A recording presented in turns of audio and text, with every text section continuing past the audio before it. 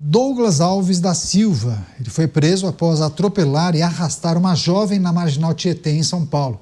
Ele disse à polícia que não conhece Tainara Souza Santos, que atropelou a vítima por engano. Segundo o criminoso, a intenção dele era atropelar uma outra mulher que supostamente tinha ameaçado ele de morte.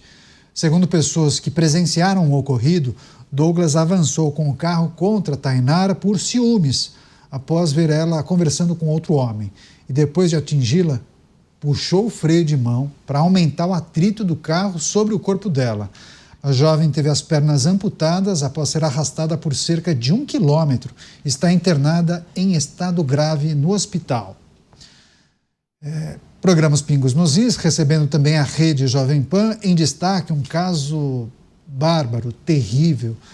Um homem atropelou e arrastou uma mulher por cerca de 1 quilômetro. E aí, a última informação, ele disse à polícia que se enganou. Não conhecia a mulher, que iria atropelar uma outra pessoa, e testemunhas disseram que essa informação não seria verdadeira. Deixa eu passar para o delegado Palumbo, porque ele chegou a mencionar esse caso terrível, bárbaro, em um dos comentários dele, tem acompanhado, inclusive, os desdobramentos, as investigações.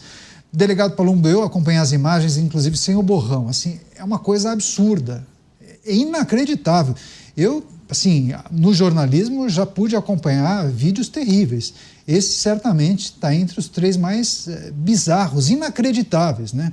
Uma pessoa que acaba puxando o freio de mão, porque quando você puxa o freio de mão, o carro tem tração dianteira, a parte de trás desce. Então diminui o espaço entre o assoalho do carro e o asfalto. Então ele foi arrastando essa mulher por muitos metros, quase 1 quilômetro. E aí culminou com a necessidade de amputação das 2 pernas, né, delegado Palumbo? Um caso terrível, né, delegado? O caso hediondo, terrível, né? Esse aí é o verdadeiro chorume da sociedade. Para quem não sabe o que é chorume, é aquele líquido que sai do saco de lixo. Ou seja, ele é pior do que o lixo. O que merece um indivíduo como esse aí? Merece apodrecer na cadeia, trabalhando. E trabalho não é faculdade, não, vai trabalhar o resto da vida. Ou então é um dos casos que aí seria a gente pensar sobre pena de morte, porque é muita maldade. E a desculpa esfarrapada que não conhecia, que atropelou por um engano, puxa o freio de mão, sai arrastando. E daqui a pouco, essa tranqueira, esse indivíduo que não merece viver em sociedade, vai estar solto. Vai receber um benefício aí por algum juiz ou algum tribunal superior de responder o processo em liberdade. Afinal de contas, temos o princípio da presunção de inocência previsto no artigo 5º. Por isso que eu sou favorável de uma nova Constituinte. As imagens são claras como a luz solar. Esse indivíduo aí, flagrado, né, numa câmera de um indivíduo que filmou essa cena horrorosa, o que mais precisa de prova? Esse indivíduo aí tem que apodrecer na cadeia, nunca mais sair, não ter benefício nenhum, não ter visita íntima. É isso que ele merece. Depois não adianta ficar chorando perante as câmeras, fazer aquela cara de cachorro que caiu da mudança, porque ele é ruim. Esse tipo de gente não tem conserto. Não adianta ficar lendo livro na cadeia e rebater a pena. Não adianta ter benefício, porque ele é ruim. É sangue ruim, como a gente costuma falar.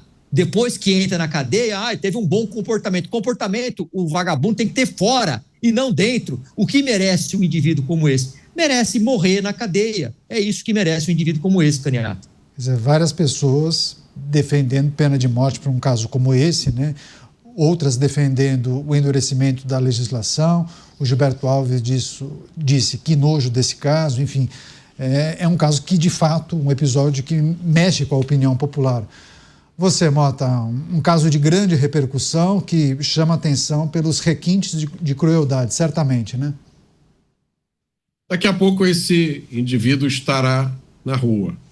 Em qualquer país desenvolvido, ele seria condenado à prisão perpétua ou à pena de morte. Aqui no Brasil, não, porque a lei não permite isso. E como eu disse antes, no meu comentário anterior, Caniato, daqui a algum tempo alguém vai fazer uma minissérie sobre a vida dele, vai passar num canal de streaming e muita gente vai assistir e achar bonitinho. Silas Pereira, e esse indivíduo ainda é chamado de suspeito. Pois é. Você, Dávila, queria que você refletisse sobre esses episódios terríveis, hediondos, chocantes, que de tempos em tempos nós somos obrigados a noticiar, e o que isso tem a ver com a nossa legislação também?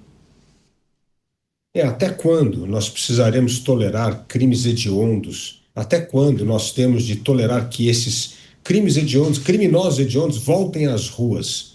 Por isso, a resposta tem de vir do Congresso Nacional. A PEC da Segurança e a PEC Antifacção é um bom começo, mas é preciso fazer valer essas medidas uma vez aprovadas, porque o desejo da sociedade de ver indivíduos como esse presos para sempre depende de lei. Afinal de contas, vivemos no Estado de Direito. É primeiro preciso aprovar a lei e fazer a lei valer. Assim, nós vamos começar a colocar essas pessoas para sempre atrás das grades.